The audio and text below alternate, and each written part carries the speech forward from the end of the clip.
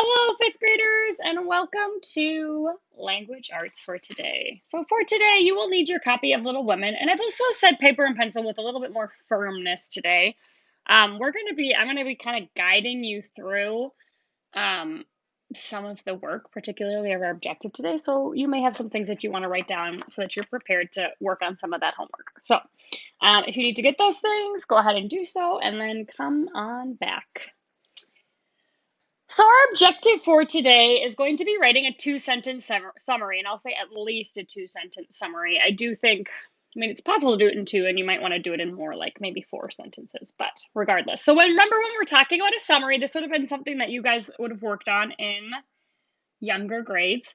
For a summary, we're really looking at identifying the most important information. So not really focusing on these side details that are not as necessary, but really what is the most important information for understanding a part of the story or a whole story. But in this case, we're looking at a portion of today's chapter and helping us to work on summarizing that. When you're doing summaries, there are some nice words, transitional words that can help to guide your summary. Specifically, some options might be using words like first or second or next or finally. These are just kind of some options here, but when you're doing a summary and you're kind of walking through some of the things that have happened, these are great words to use to set up and guide your reader through your summary. So first, blank happened. Second, blank happened. Third, blank happened. Next, finally, right, to really guide your reader through.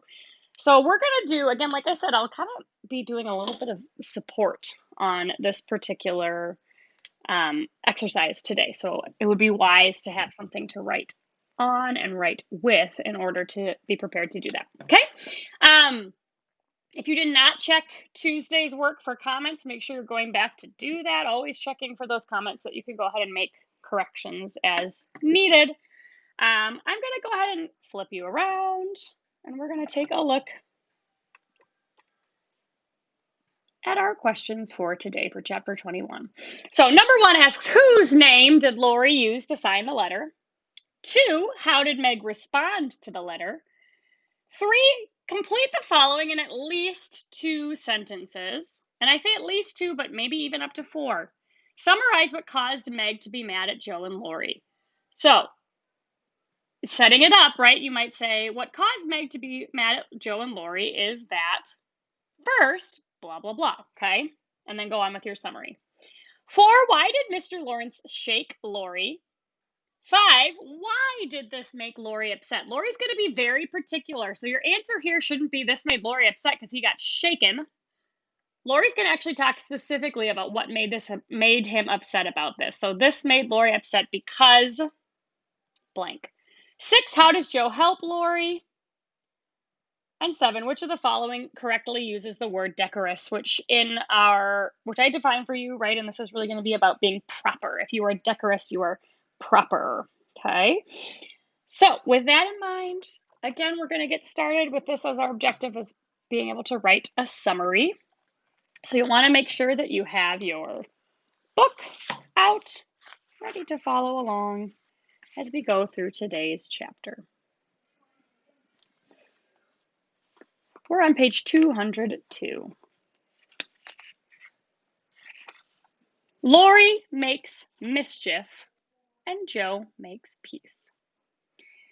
Joe's face was a study the next day. So if someone's face is a study, it means that you could almost study their face to understand what it is they're thinking. So she doesn't look like a poker face, right, where you can't tell what she's thinking. Instead, you can kind of look at her face and imagine all kinds of things that she's thinking. So it's giving a lot of clues.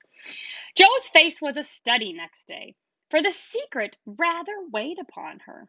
Remember that secret that we talked about on Tuesday is this whole thing about Mr. Brooke loving Meg and wanting to propose to her. And she found it hard not to look mysterious and important.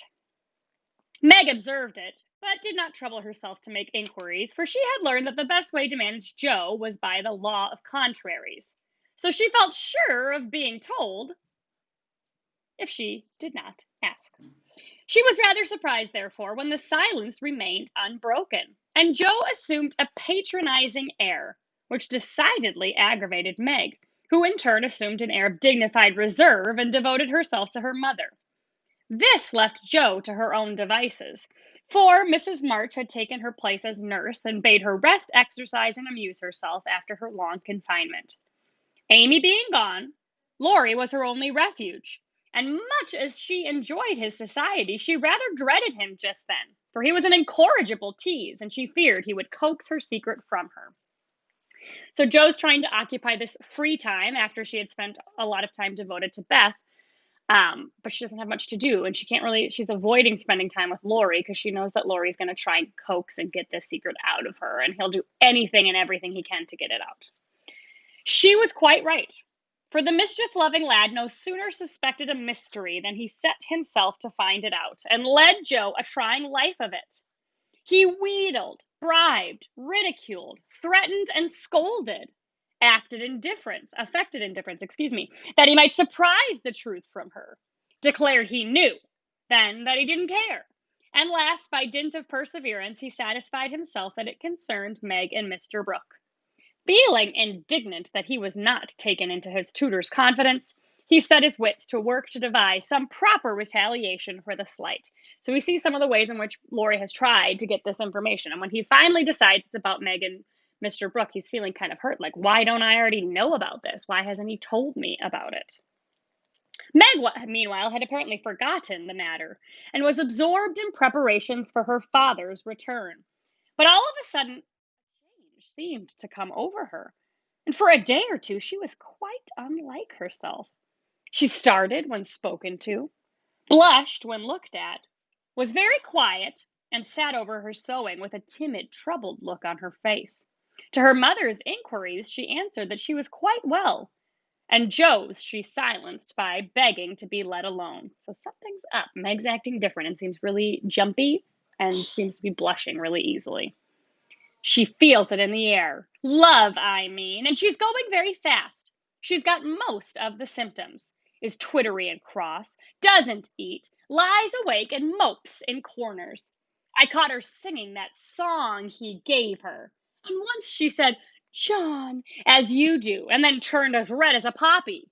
"Whatever shall we do?" said Joe, looking ready for any measures, however violent.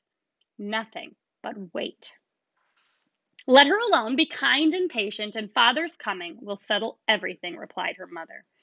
"Here's a note to you, Meg, all sealed up." "How odd. Teddy never seals mine," said Joe the next day as she distributed the contents of the little post office. Mrs. March and Joe were deep in their own affairs when a sound from Meg made them look up to see her staring at her note with a frightened face. So whatever Meg read, it's terrifying her. "My child, what is it?" cried her mother, running to her, while Joe tried to take the paper away, which had done the mischief. "It's all a mistake. He didn't send it. Oh, Joe, how could you do it?" And Meg hid her face in her hands, crying as if her heart was quite broken. "Me? I've done nothing. What's she talking about?" cried Joe, bewildered. Meg's mild eyes kindled with anger as she pulled a crumpled note from her pocket and threw it at Joe, saying reproachfully, "You wrote it, and that bad boy helped you. How could you be so rude, so mean, and cruel to us both?" Joe hardly heard her, for she and her mother were reading the note, which was written in a peculiar hand. "My dearest Margaret, I can no longer restrain my passion, and must know my fate before I can return. I dare not tell your parents yet, but I think they would consent if they knew that we adored one another. Mr. Lawrence will help me to some good place, and then, my sweet girl, you will make me happy. I implore you to say nothing to your family yet, but to send one word of hope, through Laurie, to your devoted John." So Meg is sharing this note that she received, I think earlier in the week. She received this note earlier, and it's basically saying, "Meg, I love you. Tell me if you love me. Don't tell anyone else that I wrote this letter yet. But tell me back if you love me, but make sure you tell me back through Laurie if you love me. Sincerely, John," who is Mr. Brooke. Okay. So Meg has shared this letter. Oh, that little villain. That's the way he meant to pay me for keeping my word to Mother. I'll give him a hearty scolding and bring him over to beg pardon, cried Jo, burning to execute immediate justice. But her mother held her back, saying, with a look she seldom wore, Stop, Jo. You must clear yourself first. You have played so many pranks, but I'm afraid you have had a hand in this. So we've gotten some hints that we're kind of having to infer about here. Meg got this letter from John, but the first thing she wrote was, It's all a mistake. He didn't send it. So something else has happened that had her discover that John never actually wrote, Mr. Brooke never actually wrote this note. Okay. And now Jo is getting mad at somebody, a scoundrel, who is getting back at Jo for not sharing her secret. So we have to kind of infer, how did this chapter start? Who was trying to get in on the secret? Felt frustrated that he wasn't in on the secret, and maybe has taken matters into his own hands. And now Marmie's telling Jo, I don't know, you might be a part of this too. And Jo is going to have to clear her name. But who are you thinking would have written this note? And there's kind of a hint at the end. So remember, Laurie's trying to get the secret, right? He's trying to get the secret out of Jo, but feels frustrated. And so now he's trying to figure out a different way to get into the secret. So what does he do? He writes this note. He says, Meg, don't tell anybody but Laurie how you feel. And so Laurie's hoping that he'll get the information because Meg will tell him. Okay. On my word, Mother, I haven't. I never saw that note before and don't know anything about it as true as I live, said Jo so earnestly that they believed her. If I had taken part in it, I'd have done it better than this and have written a sensible note. I should think you'd have known Mr. Brooke wouldn't write such stuff as that, she added, scornfully tossing down the paper.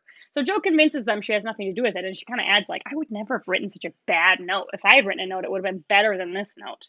Okay? And she says, of course you wouldn't have thought this was written by Mr. Brooke. So that's what she says to Meg.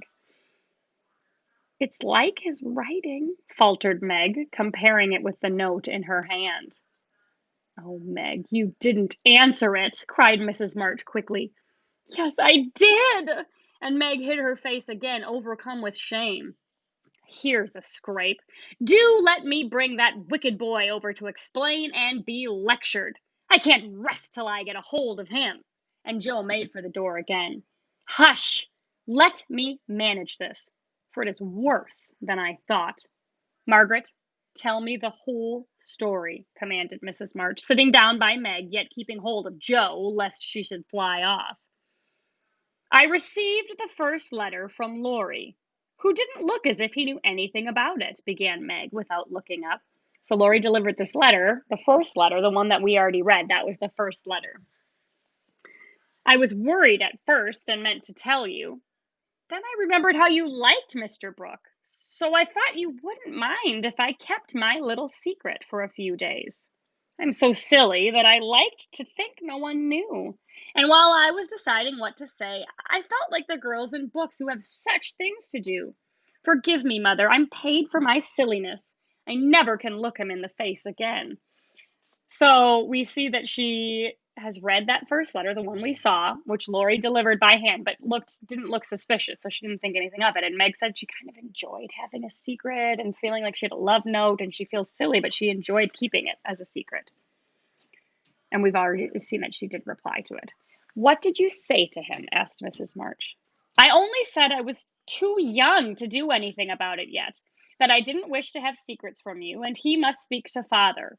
I was very grateful for his kindness and would be his friend, but nothing more for a long while.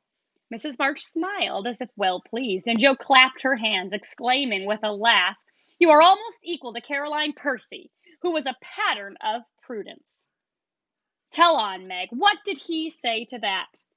He writes in a different way entirely, telling me that he never sent any love letter at all and is very sorry that my roguish sister Jo should take such liberties with our names. It's very kind and respectful, but think how dreadful for me. Meg leaned against her mother, looking the image of despair, and Jo tramped about the room, calling Laurie names. All of a sudden she stopped, caught up the two notes, and after looking at them closely, said decidedly, I don't believe Brooke ever saw either of these letters. Teddy wrote both, and keeps yours to crow over me with because I wouldn't tell him my secret. Don't have any secrets, Joe. Tell it to Mother and keep out of trouble, as I should have done, said Meg warningly. Bless you, child. Mother told me. That will do, Joe. I'll comfort Meg while you go and get Laurie. I shall sift the matter to the bottom and put a stop to such pranks at once. Okay, so we're going to stop and kind of look at this objective here, but something to note, right? That as the letters, right? Why Meg is so mortified by this. You kind of have to imagine, right? If we were at school, maybe, let's just imagine, and someone came up to you, right, and said, by the way, so and so has a crush on you and thinks you're kind of cute. So, you know, do you like them? And so you go up to so and so and say, thank you for your interest, but I don't like you, or I'm not interested in any kind of romance. And then the person looks at you and says, what are you talking about? I never said anything about liking you. You'd be so mortified. You'd be so mortified to learn that the person that you just said, oh, thanks, but I'm not interested in you, comes back and says, I'm not interested in you either. I never was, right? And suddenly you're mortified. So here's where Meg is at. She had gotten this love letter that was from, we learn, Laurie. She writes a response to Mr. Brooke saying, thanks, but no thanks. And then Mr. Brooke writes back saying, I'm not sure what you're talking about, but I never wrote you a love letter. Okay, so Meg is feeling humiliated and crushed and embarrassed. Plus, there's this whole part where she feels silly that she got duped by the fake letter in the first place. She feels silly that she kept a secret and kind of was behaving extra sentimentally and now feels like she's paying for it. However, kind of to finish it up, Joe looks at both of the notes that are from Mr. Brooke and she says, I think actually Laurie wrote both of these. I don't think Mr. Brooke has had anything to do with any of this. There's some protection from Meg at this point, but at this point she already feels absolutely and totally humiliated. So, taking a look at the questions, I've already looked at questions 1 and 2. We've already seen the answers to those. Okay, so you'll want to say, whose name did Laurie use to sign the letter? We should know by now. And also, how did Meg respond to that letter? Meg described to Mrs. March how she responded to that letter. So we're going to work on our summary now. I'm going to be kind of guiding you through it with writing. So again, a prudent idea would be to kind of be following along as we're writing that summary. So I'm going to flip you around to take a look. And again, if I were you, I would be writing this down as I'm writing this down so that you have something to reference when it comes time to work on your homework. Okay, so question 3, remember it says summarize what caused Meg to be mad at Joe and Laurie. So we want to make sure we're restating the question first. What caused Meg to be mad at Joe and Laurie was, and so remember those words that I was kind of hinting at using as we were getting started today, these words like first, second, next, finally, last, right? So was that, I'm going to say first, what is the first thing that happens with the mischief? Okay, what happens? And specifically, what does Laurie do to get this whole mess started? What does Laurie do to get this whole mess started? Okay, so I'm thinking that first, Laurie pretends to be Mr. Brooke and writes a love letter to Meg.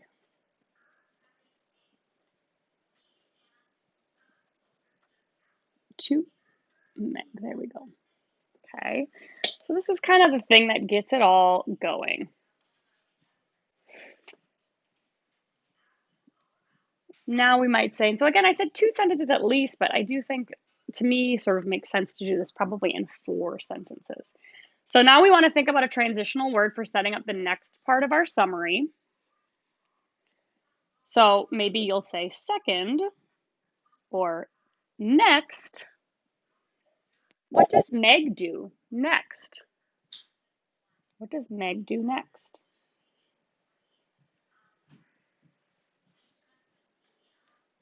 So I'm thinking Meg thinks the letter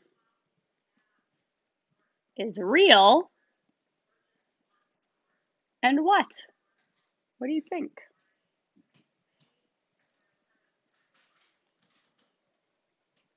Yeah, I mean, we're thinking she writes back to Mr. Brooke.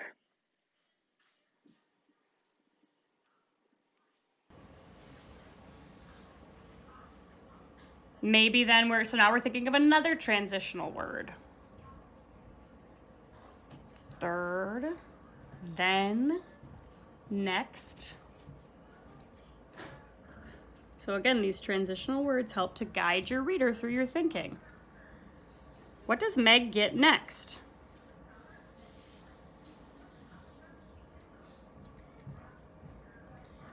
She gets a new letter from Mr. Brooke.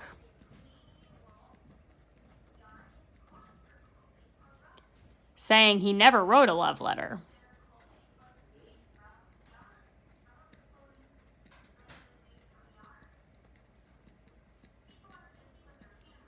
As a reminder, pausing as you go if necessary.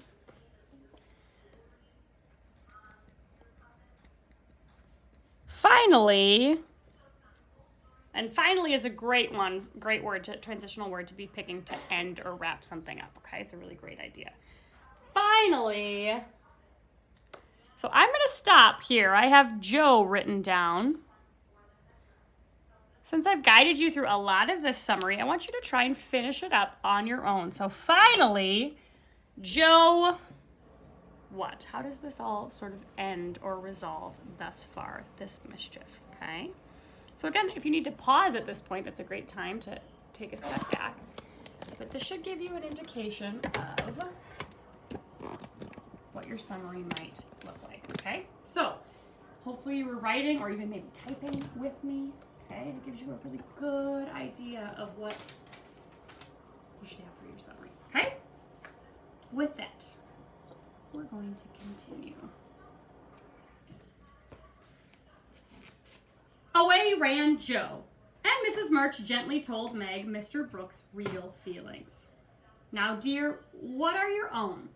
Do you love him enough to wait till he can make a home for you? Or will you keep yourself quite free for the present? I've been so scared and worried, I don't want to have anything to do with lovers for a long while. Perhaps never, answered Meg petulantly. If John doesn't know anything about this nonsense, don't tell him. And make Joe and Laurie hold their tongues. I won't be deceived and plagued and made a fool of. It's a shame. Seeing that Meg's usually gentle temper was roused and her pride hurt by this mischievous joke, Mrs. March soothed her by promises of entire silence and great discretion for the future. The instant Laurie's step was heard in the hall, Meg fled into the study, and Mrs. March received the culprit alone. Joe had not told him why he was wanted, fearing he wouldn't come. But he knew the minute he saw Mrs. March's face, and stood twirling his hat with a guilty air which convicted him at once. Joe was dismissed, but chose to march up and down the hall like a sentinel, having some fear that the prisoner might bolt. The sound of voices in the parlor rose and fell for half an hour, but what happened during that interview the girls never knew. When they were called in, Laurie was standing by their mother with such a penitent face, so penitent meaning he feels really sorry, that Joe forgave him on the spot, but did not think it wise to betray the fact. Meg received his humble apology and was much comforted by the assurance that Brooke knew nothing of the joke. So thankfully, in spite of the fact that Meg was very worried that this was going to make her look really humiliated in front of Mr. Brooke, it seems as if he was not involved in any part of it. I'll never tell him to my dying day. Wild horses shan't drag it out of me, so you'll forgive me, Meg, and I'll do anything to show how out and out sorry I am, he added, looking very much ashamed of himself. I'll try, but it was a very ungentlemanly thing to do. I didn't think you could be so sly and malicious, Laurie, replied Meg, trying to hide her maidenly confusion under a gravely reproachful air. It was altogether abominable, and I don't deserve to be spoken to for a month. But you will, though, won't you? And Laurie folded his hands together with such an imploring gesture as he spoke in his irresistibly persuasive tone that it was impossible to frown upon him in spite of his scandalous behavior. Meg pardoned him, and Mrs. March's grave face relaxed, in spite of her efforts to keep sober, when she heard him declare that he would atone for his sins by all sorts of penances, and abase himself like a worm before the injured damsel. So Laurie's trying to do anything he can think of to get Meg to forgive him. Jo stood aloof, meanwhile. So Jo's not as ready to forgive Laurie. She's standing off to the side and kind of is like, not having it, buddy. You made a big mistake. Jo stood aloof, meanwhile, trying to harden her heart against him, and succeeding only in primming up her face into an expression of entire disapprobation. Laurie looked at her once or twice, but as she showed no signs of relenting, he felt injured and turned his back on her till the others were done with him, when he made her a low bow and walked off without a word.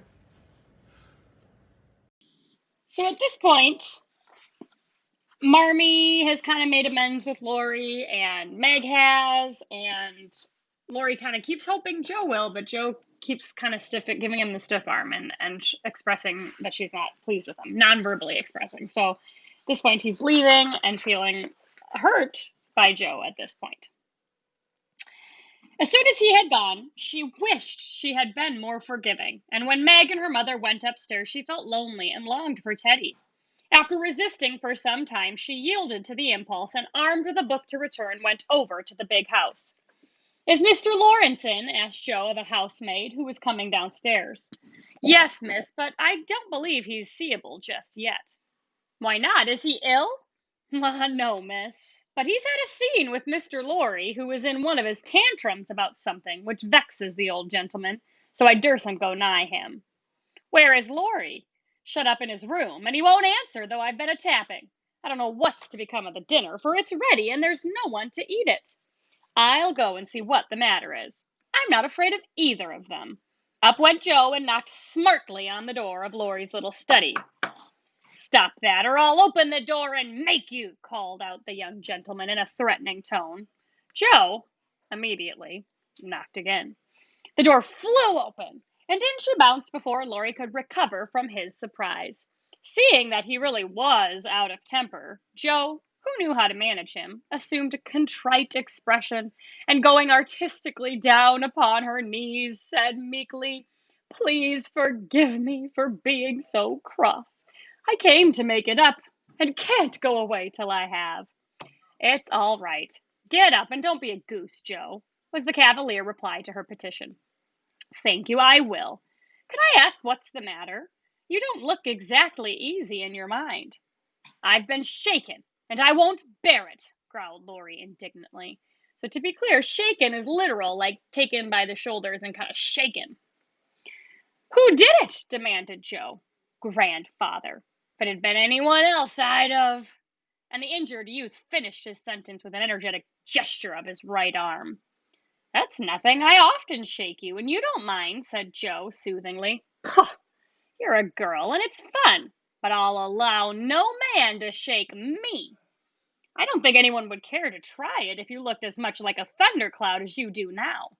Why were you treated so?" "Just because I wouldn't say what your mother wanted me for. I'd promised not to tell. And of course I wasn't going to break my word."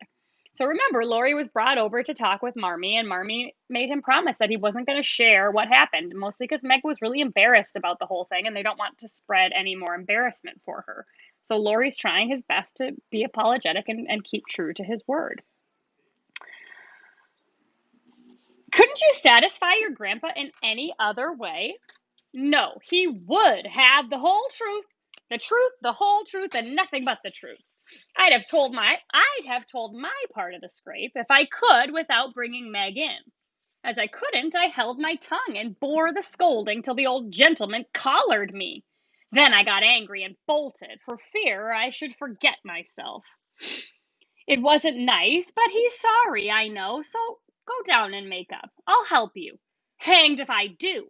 I'm not going to be lectured and pummeled by everyone just for a bit of frolic. I was sorry about Meg and begged pardon like a man. But I won't do it again when I wasn't in the wrong. He didn't know that. He ought to trust me and not act as if I was a baby. It's no use, Joe. He's got to learn that I'm able to take care of myself and don't need anyone's apron strings to hold on by. What pepper pots you are, sighed Joe. How do you mean to settle this affair? Well, he ought to beg pardon. And believe me, when I say I can't tell him what the fuss is about. Bless you, he won't do that. I won't go down till he does. Now, Teddy, be sensible.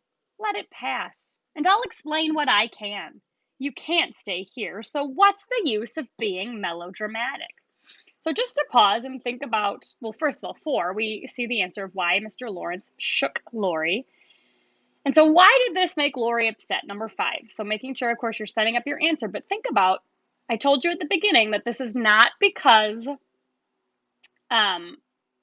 Lori, it wasn't just because he was shaken. Lori's not just upset about being shaken. He's being upset about why.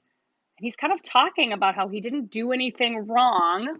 So as you're thinking about the answer, why? And I've talked about it, I've hinted at it, right? Why didn't he do anything wrong? Why was he doing what he should have been? And then that led to getting shaken, okay? So be thinking about that for number 5 as you're coming up with that answer.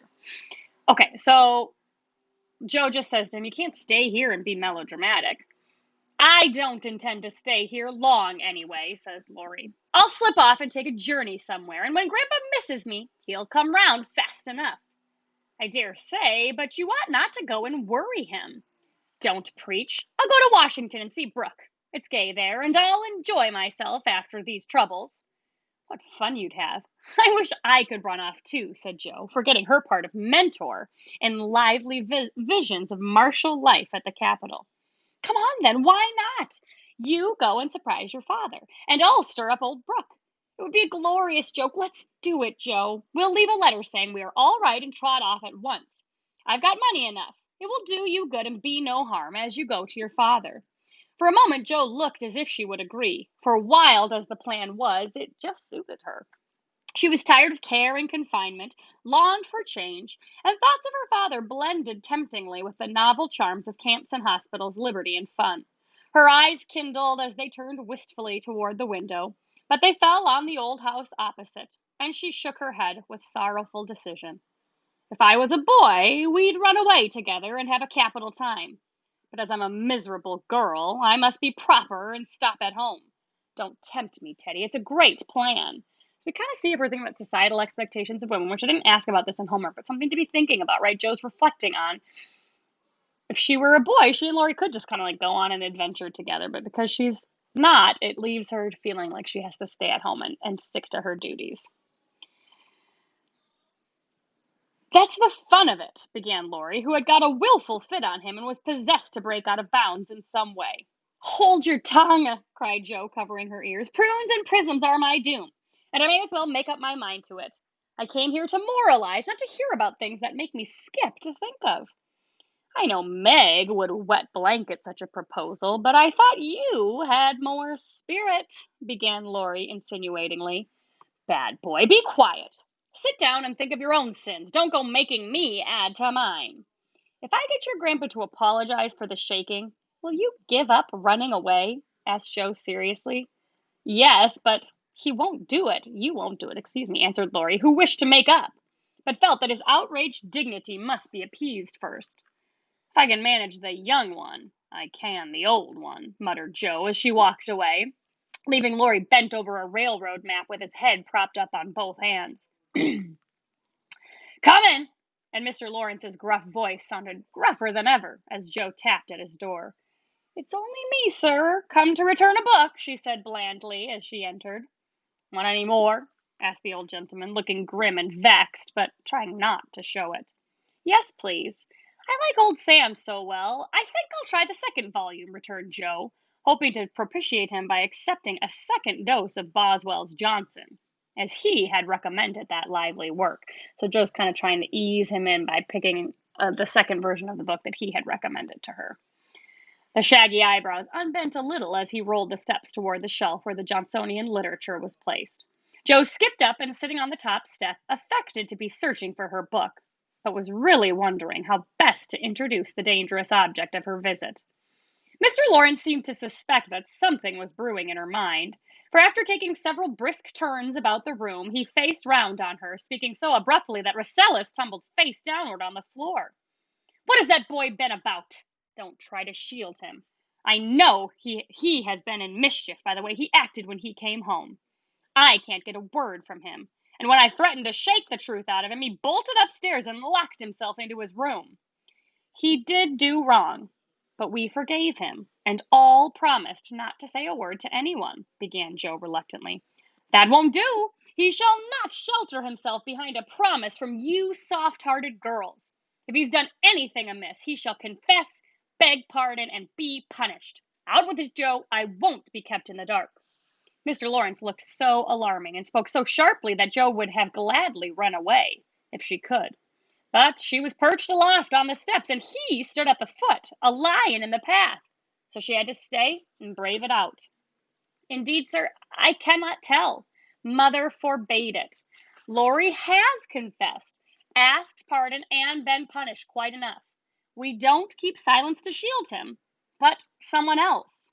And it will make more trouble if you interfere. Please don't. It was partly my fault. But it's all right now, so let's forget it and talk about the Rambler or something pleasant." "Hang the Rambler! Come down and give me your word that this harum-scarum boy of mine hasn't done anything ungrateful or impertinent. If he has, after all your kindness to him, I'll thrash him with my own hands." The threat sounded awful, but did not alarm Jo, for she knew the irascible old gentleman would never lift a finger against his grandson, whatever he might say to the contrary. She obediently descended and made as light of the prank as she could without betraying Meg or forgetting the truth. Well, if the boy held his tongue because he promised, and not from obstinacy, that means stubbornness, I'll forgive him. He's a stubborn fellow and hard to manage," said Mr. Lawrence, rubbing up his hair till it looked as if he had been out in a gale, so his hair is like a windstorm, and smoothing the frown from his brow with an air of relief. "So am I, but a kind word will govern me when all the king's horses and all the king's men couldn't," said Jo, trying to say a kind word for her friend, who seemed to get out of one scrape only to fall into another. "You think I'm not kind to him, hey?" was the sharp answer. "Oh, dear, no, sir, you are rather too kind sometimes, and then just a trifle hasty when he tries your patience. Don't you think you are?" Jo was determined to have it out now, and tried to look quite placid, though she quaked a little after her bold speech. To her great relief and surprise, the old gentleman only threw his spectacles onto the table with a rattle, and exclaimed frankly, "You're right, girl, I am. I love the boy, but he tries my patience past bearing, and I don't know how it will end if we go on so. I'll tell you, he'll run away." Jo was sorry for that speech the minute it was made. She meant to warn him that Laurie would not bear much restraint, and hoped he would be more forbearing with the lad. Mr. Lawrence's ruddy face changed suddenly, and he sat down with a troubled glance at the picture of a handsome man which hung over his table. It was Laurie's father, who had run away in his youth and married against the imperious old man's will.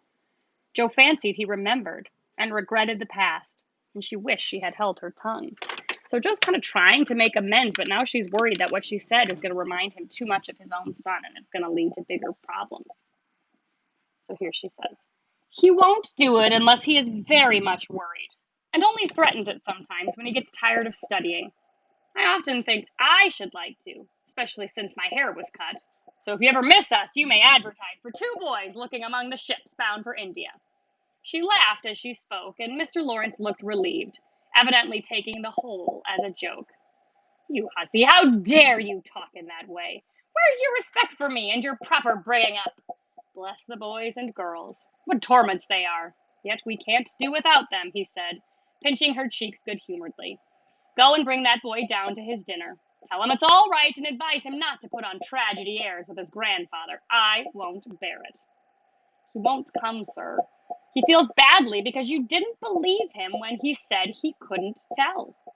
I think the shaking hurt his feelings very much. Joe tried to look pathetic, but must have failed, for Mr. Lawrence began to laugh, and she knew the day was won. I'm sorry for that, and not to thank him for not shaking me, I suppose. What the dickens does the fellow expect? And the old gentleman looked a trifle ashamed of his own testiness. If I were you, I'd write him an apology, sir. He says he won't come down till he has one, and talks about Washington, and goes on in an absurd way. A formal apology will make him see how foolish he is, and bring him down quite amiable. Try it. He likes fun, and this way is better than talking. I'll carry it up and teach him his duty. Mr. Lawrence gave her a sharp look, and put on his spectacles, saying slowly, You're a sly puss, but I don't mind being managed by you and Beth. Here, give me a bit of paper, and let us have done with this nonsense. The note was written in the terms which one gentleman would use to another, after offering some deep insult. Joe dropped a kiss on the top of Mr. Lawrence's bald head, and ran up to slip the apology under Laurie's door, advising him through the keyhole to be submissive, decorous, and a few other agreeable impossibilities. Finding the door locked again, she left the note to do its work, and was going quietly away when the young gentleman slid down the banisters and waited for her at the bottom, saying with his most virtuous expression of countenance, What a good fellow you are, Joe. Did you get blown up? He added, laughing. No, he was pretty mild on the whole. Ah, I got it all round. Even you cast me off over there, and I felt just ready to go to the deuce, he began apologetically. Don't talk in that way. Turn over a new leaf and begin again, Teddy, my son. I keep turning over new leaves and spoiling them, as I used to spoil my copybooks. And I make so many beginnings, there never will be an end. Dolefully. Go and eat your dinner. You'll feel better after it. Men always croak when they are hungry. And Joe whisked out the front door after that. That's a label on my sect, answered Laurie, quoting Amy as he went to partake of humble pie dutifully with his grandfather, who was quite saintly in temper and overwhelmingly respectful in manner all the rest of the day. Everyone thought the matter had ended, and the little cloud blown over, but the mischief was done, for though others forgot it, Meg remembered. She never alluded to a certain person, but she thought of him a good deal, dreamed dreams more than ever, and once, Joe, rummaging her sister's desk for stamps, found a bit of paper scribbled over with the words, Mrs. John Brooke, whereat she groaned tragically and cast it into the fire, feeling that Laurie's prank had hastened the evil day for her. So at the end, there's this reflection of generally most everybody kind of moved on from this prank, but it turns out that for Meg, the prank actually has her now thinking a lot more of this. Before, she maybe kind of was thinking about it, but it wasn't really a main focus, and now all of a sudden it's become much more of a focus. And so Joe's realizing that Laurie's prank kind of moved Meg along a little faster than she would have liked. Okay, so the very end, we kind of see this answer to 6 of how Joe helps Laurie, and then we have our vocabulary sentence. So 5th graders, those of you who were writing down, you should feel pretty ready to go ahead and work on number 3. We worked on most of that summary together. And number 5, I'm asking you to do a little bit of the legwork more yourself. I kind of got you a little bit of the way there, but there's still some more for you to think through. So good luck. Let me know if you have any questions.